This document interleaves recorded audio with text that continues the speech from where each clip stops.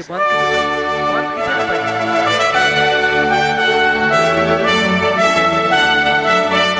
भाई कौन है? इधर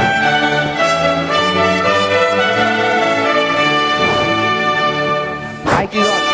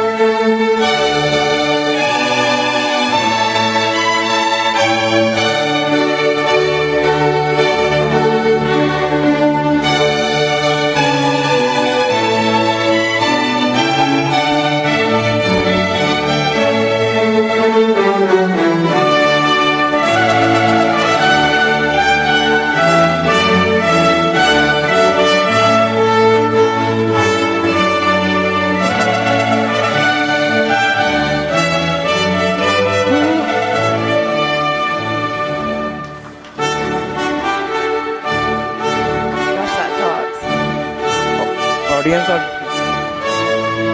Our play opens today with King George V and Queen Mary seated at Windsor Castle talking privately about the future of British monarchy and what will happen after it dies.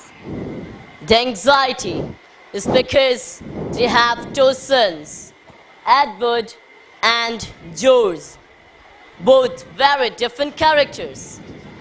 Edward is the eldest, now 41, and heir to the throne of England and the British Empire. Edward is not married. Their younger son, George, which is 1 year younger than Edward, and has married Lady Elizabeth Bowes-Lyon. They have two young daughters, Princess Elizabeth and Princess Margaret. हमारे खेल के प्रारंभिक दृश्य में King George fifth Queen Mary के साथ Windsor castle में बैठे हुए हैं, जो कि ब्रिटिश राजशाही के बारे में निजी तौर पर बातचीत कर रहे हैं। वे चिंतित हैं क्योंकि उनके पास दो बेटे हैं, एडवर्ड और जॉर्ज। एडवर्ड बड़े हैं, जो कि 41 वर्ष के हैं और इंग्लैंड और ब्रिटिश साम्राज्य के सिंहासन के उत्तराधिकारी हैं। एडवर्ड ने शादी नहीं की। उनका छोटा बेटा 1 वर्ष छोटा है और उसने लेडी एलिजाबेथ बोर्स-लायन के साथ शादी कर ली। उनके पास दो बेटियां हैं, राजकुमारी एलिजाबेथ और राजकुमारी Margaret. My dear, I worry so much about. My dear, I worry so much about Edward. He has No. all these- Hello?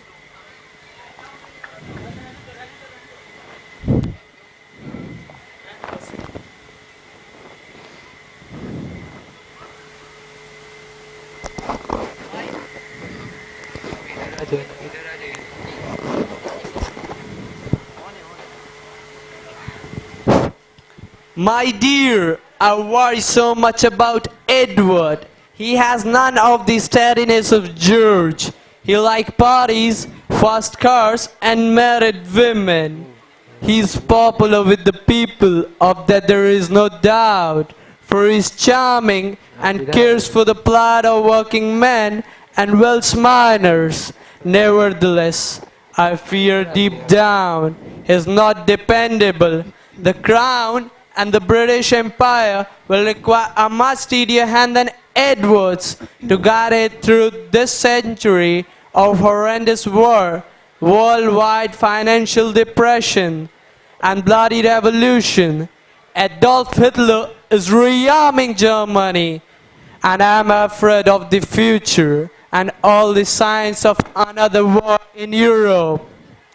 I cannot understand why our eldest son is so lightweight and self-indulgent. And when I think how well we brought him up with such strong moral standards, and yet he acts with such a lack of self-decorum. I have heard that he's having a long-standing relationship with a twice divorced American woman called Wallace Simpson. If this affair continues and becomes a scandal, it could destroy the British monarchy.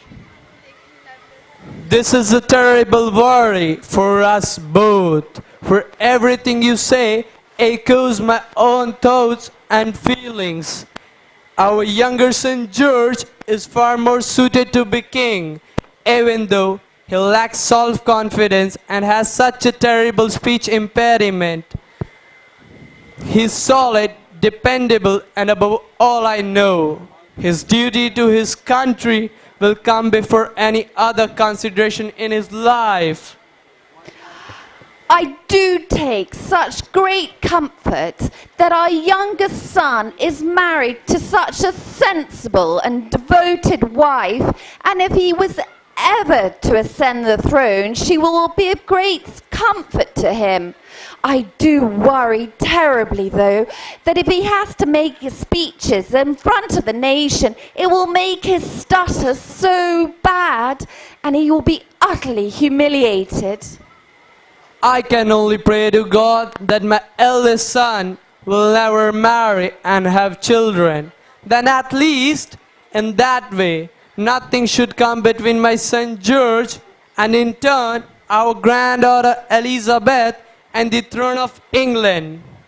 She is my most adored Lilibet, and I sense in her, although 10 years old, a quality of character that has the strength to stand fast against all the adversity life will surely present. Do let us retire and have dinner early. I fear you look so unwell. You're always right, my dearest wife. I feel unwell and very anxious about the future.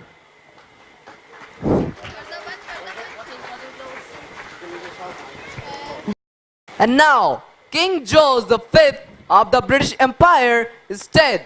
So now, I do now pronounce that our new monarch king, Edward VIII, has ascended to the throne.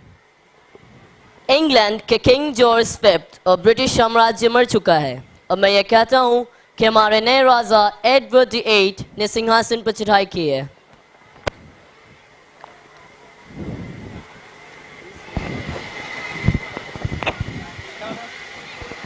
Now that I'm king, we will be able to marry.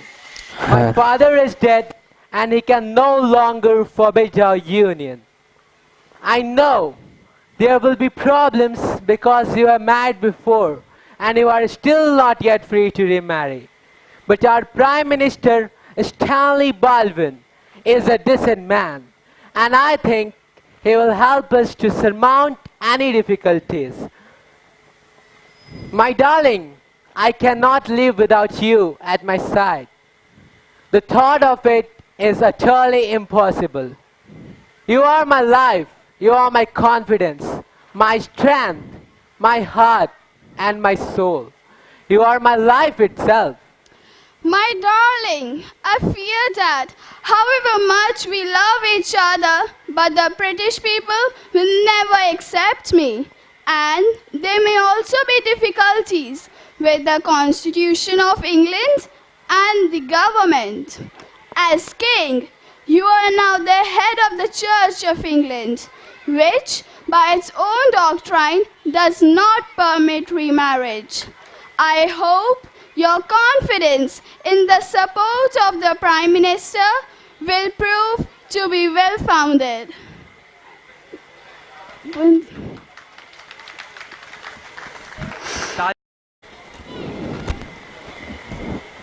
Edward has now been king for 10 months. He had spent the month of August and September cruising the Mediterranean on the steamship Nalin with Wallace Simpson at his side. It's becoming clear that the new king is planning to marry Simpson, especially as the divorce proceedings between Simpsons are almost complete. He has invited the British Prime Minister Stanley Baldwin to Buckingham Palace. Edward अब 10 महीने के लिए राजा बन गए हैं।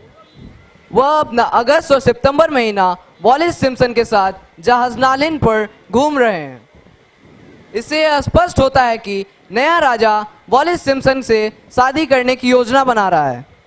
उन्होंने British प्रधानमंत्री Stanley बोल्डविन को बकिंगम पैलेस में आमंत्रित किया है। Good morning, Prime Minister. I have invited you to the palace today as I wish to inform you of both my desire as well as my intention to marry Wallace Simpson as soon as he is free to remarry. Your Royal Highness, this marriage will be deemed to be morally unacceptable by the majority of your subjects. The people will not tolerate Wallis Simpson as their queen.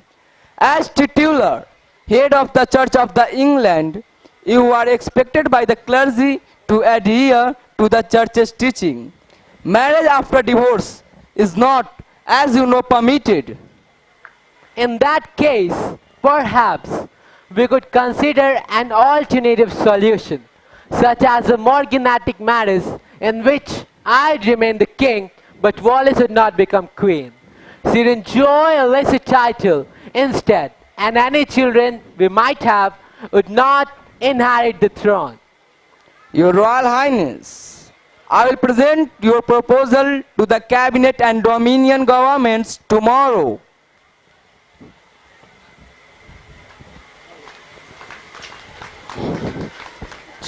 Genetic marriage accepted in cabinet. It was the same time rejected by the other governments of British Dominion. The Prime Minister returns back to Buckingham Palace and informs the king of this news. Stanley Baldwin British प्रधानमंत्री राजा के द्वारा एक मोर्गेनेटिक शादी के लिए निवेदन किए जाते हैं, लेकिन उन्हें ब्रिटिश डोमिनियन की अन्य सरकार द्वारा अस्वीकार कर दिया जाता है। प्रधानमंत्री बकिंगम पैलेस लौटते हैं और इस समाचार के बारे में राजा को सूचित करते हैं।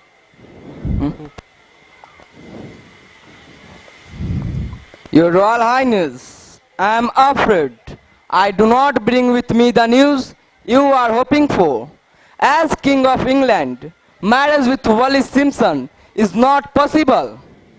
Then, Prime Minister, I shall abdicate if I cannot marry the woman I love. Your Royal Highness, I can only present you with 3 alternative choices. Either give up the idea of marriage or marry against your minister's wishes. And the last choice left is that if you insist on marrying Wallis, then you must abdicate. I am not prepared to give up Wallis, and I am aware that if I marry against my minister's wishes, I'll cause the government to resign and prompt a constitutional crisis. Therefore, I must choose to abdicate.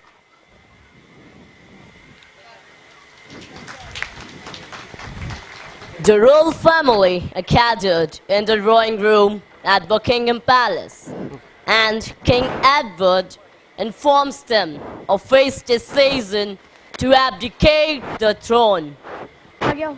पूरा शाही परिवार Buckingham palace के drawing room में एकत्रित हुआ है और इसी समय राजा एडवर्ड सभी को अपना पद त्याग करने की घोषणा सुनाते हैं।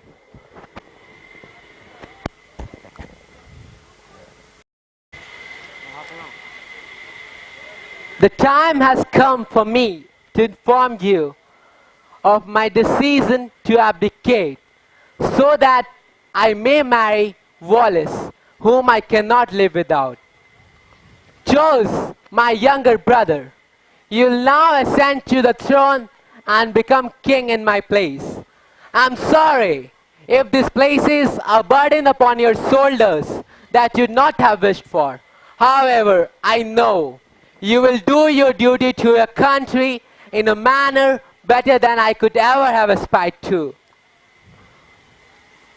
How could you put such a terrible burden on your brother?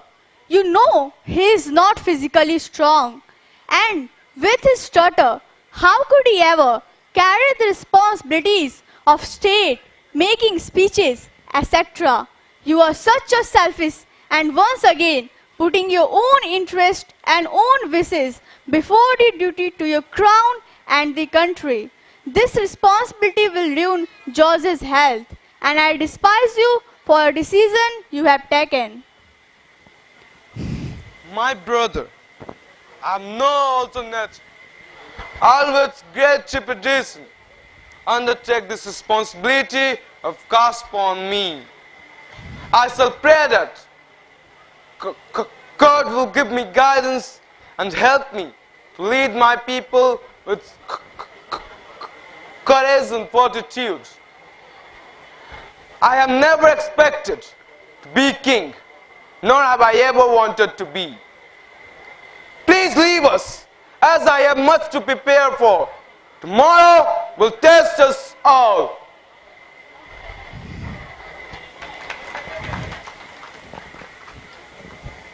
Darling Lilibet, I, your father, Please must now accept the throne in place of your uncle Edward. This places you directly next in the line to the throne as my eldest child. Remember always to put the duty to your people and your country before yourself. I know you have it within you to be an outstanding queen. So now, we must take it upon ourselves to prepare you for this enormous task. It is to be your destiny.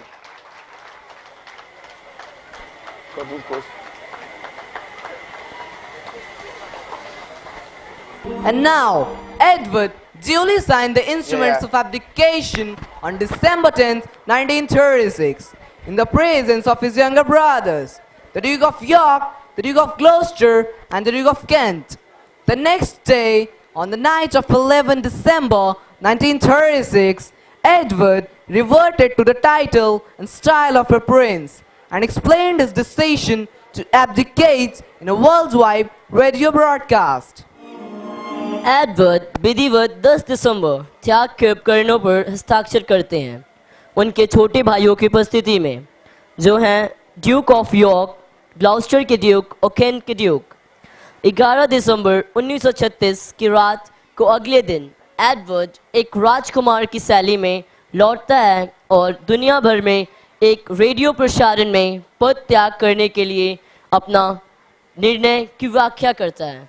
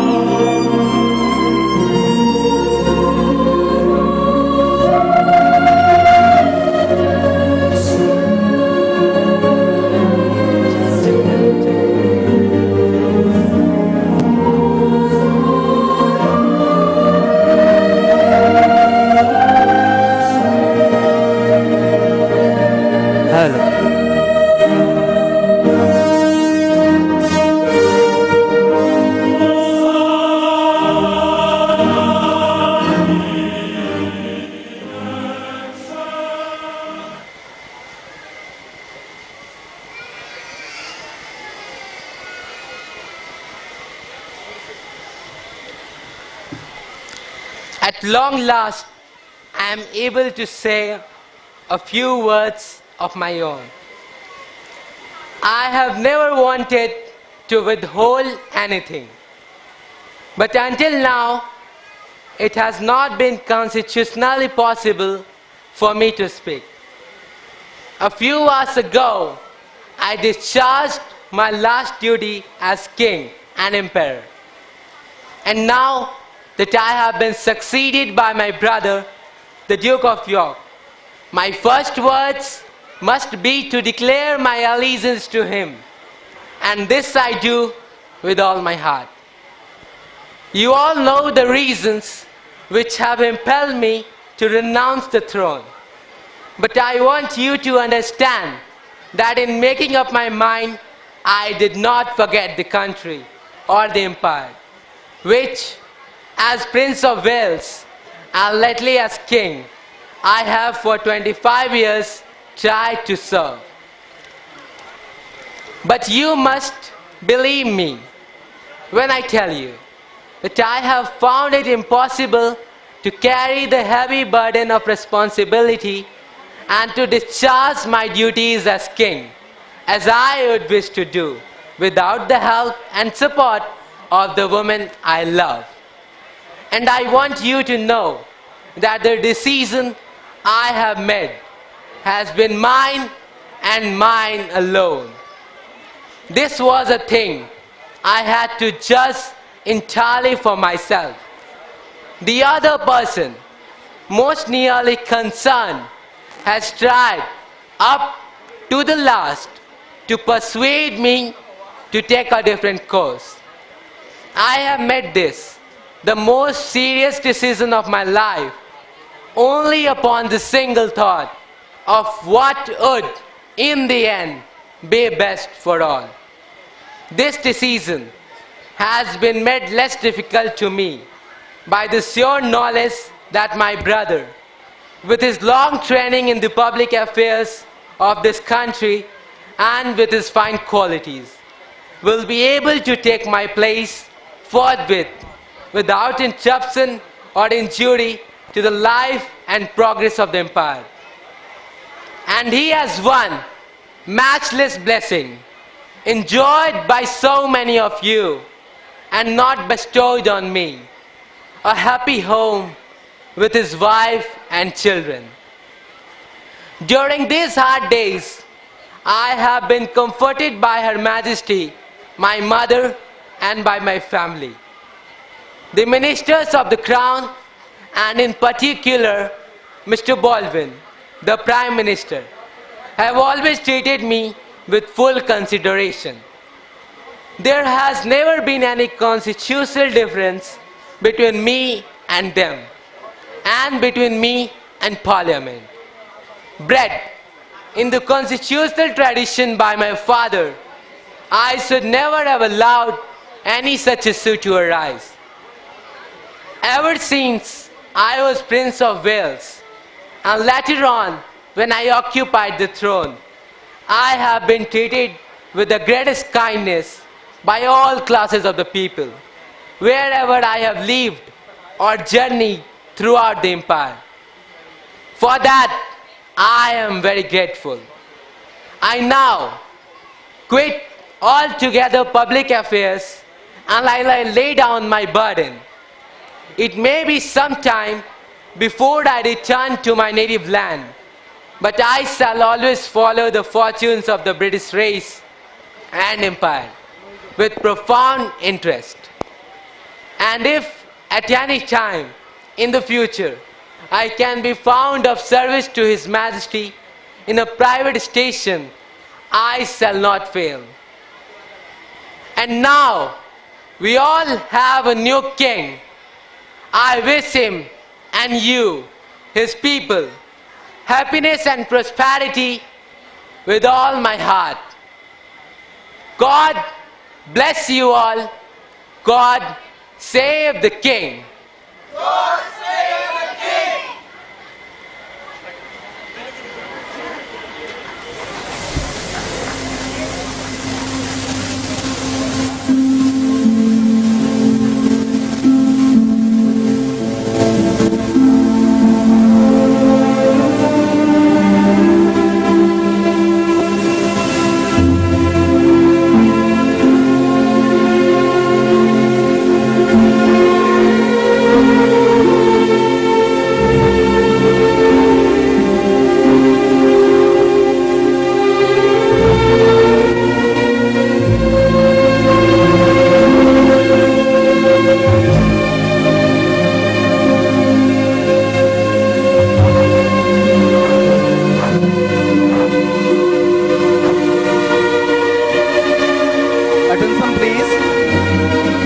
अभिभावकों से मेरा अनुरोध है कि कार्यक्रम खत्म होने के बाद लंच की व्यवस्था की गई है, आप लोग लंच कर कर ही जाएं। आप हमारे बच्चों के हौसला अफजाई के लिए अपना समय निकाला, इसके लिए धन्यवाद। लेकिन आप हमको सेवा का अवसर दें और हम